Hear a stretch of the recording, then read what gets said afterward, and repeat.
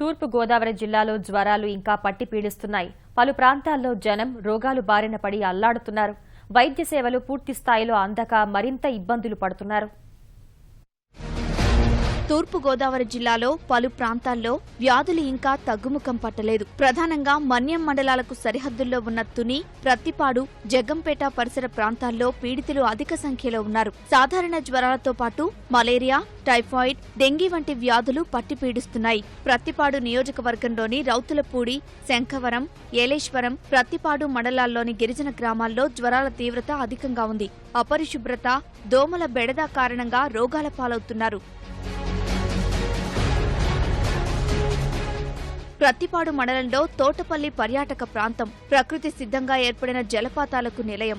ప్రస్తుతం ఈ గ్రామం మంచాన పడింది. అనేక మంది జ్వరాలతో బాధపడుతున్నారు. స్వయాన గ్రామ సర్పంచ్ సైతం జ్వరపీడితుడయ్యారు. మంచాన పడిన గిరిజనుల అవస్థలను ఈటీవీ పరిశీలించింది. వరడామచంద్రాపురం మండలంలో మాదిరి ఓ గిరిజనుడికి కాళ్లు, పొట్ట వాపులు వచ్చాయి. ఇక్కడ రొంపలు జ్వరాలు ఎక్కువగా ఉన్నాయండి. సరిగా హాస్పిటల్ గవర్నమెంట్ నుంచి కారు పోయిన నెలలో వచ్చింది. తర్వాత ఈ నెలలో నుంచి రాలేదండి, కనిపించలేదు. తర్వాత జ్వరాలు కూడా ఉన్నాయి. పైగా ఇది చూపించుకుంటున్నారు. ఇంకా అలాగా పిల్లలకి రొంపలు అన్నీ ఉన్నాయండి.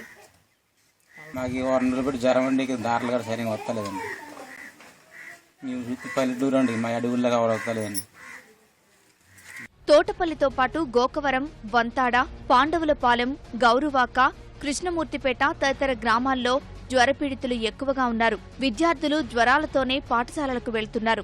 రవాణా సౌకర్యాలు లేకపోవడం వల్ల వైద్యం అందడం లేదు. సమీపంలోని ప్రాథమిక ఆరోగ్య కేంద్రానికి, శాంతి ఆశ్రమంకి వెళ్లినా వైద్య సేవలు అందించడం లేదని గిరిజనులు వాపోయారు. గిరిజన ప్రాంతాల్లో ప్రత్యేక వైద్య శిబిరాలు ఏర్పాటు చేయాలని కలెక్టర్ ఆదేశించినా ప్రత్తిపాడు మండలంలోని గిరిజన ప్రాంతాల్లో ఏ గ్రామంలోనూ ఏర్పాటు చేయలేదు.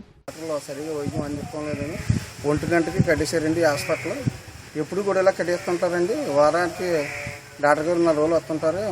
ఏదో మీటింగ్లు ఉన్నాయి. నేను ఒక్కరినే కదా ఆవిడ కూడా అన్న సందర్భాలు ఉన్నాయండి. వెంటనే చర్యలు తీసుకుని వాళ్ళకి అందుబాటులో వైద్యం ఉండిలో చేస్తారని మేము కోరుతున్నామండి. మాకు రహదారి సౌకర్యం కానీ పిహెచ్డికి వెళ్ళాలన్నా ఇక్కడ నుంచి దాదాపు 3-4 కిలోమీటర్లు వెళ్ళాల్సి ఉంది. కాబట్టి జ్వరాలు వచ్చినా ఇక ఇతరత్ర ఏ నీరసాలు వచ్చినా సరే ఎటువంటి నర్సులు కానీ వచ్చి మాకు చూసే పరిస్థితి లేదండి. చాలా గిరిజన గ్రామాల్లో పారిశుద్ధ్యం లోపించింది. వర్షం నీరు ఎక్కడికక్కడ నిలిచిపోయింది. దోమలు పెరిగిపోయాయి. ఇప్పటికైనా వైద్య సౌకర్యాలు కల్పించి మెరుగైన సేవలందించాలని గిరిజనులు వేడుకుంటున్నారు.